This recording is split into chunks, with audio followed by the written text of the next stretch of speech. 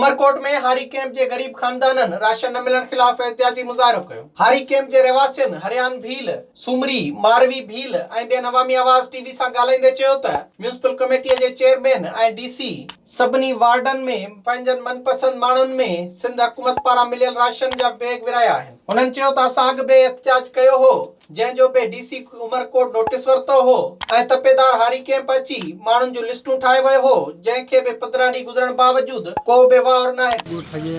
Card उते जमा कराया डीसी वटि, उन खां पोइ काउंसलर सां असीं मिलियासीं, पर अञा तक़रीबन अञा ताईं का शइ कोन ॾिनी आहे। हारी कैंप जा रहवासी जेका उनजा बचिड़ा बुख हेठि आहिनि, मुसलसल बुखूं काढनि था। अॼु महीनो थियो आहे लॉकडाउन खे हलने खे, बचिड़ा बुख हेठि आहिनि, कंहिं बि ॾिनो कोन्हे। 15-20 ॾींहं थिया न त असां को घरां से ॿाहिरि निकिरण ॾिया को असीं मज़ूरी करा और मज़ूरी सवा असांजा बच्चा बुख था मरनि। खे गए असांजा ॿ कहीं को जुड़े असांजे बचिड़ा बुख था मरीन, न को कमाई न को बीजी असां मारींदा ॿाहिरि था निकिरनि। लिखे गया अञा असां न ॾिनो कुझु कोन्हे, असांजा बच्चा बुख था मरनि, रुगो बसर पन में असीं किथे बचे न पानी में झला।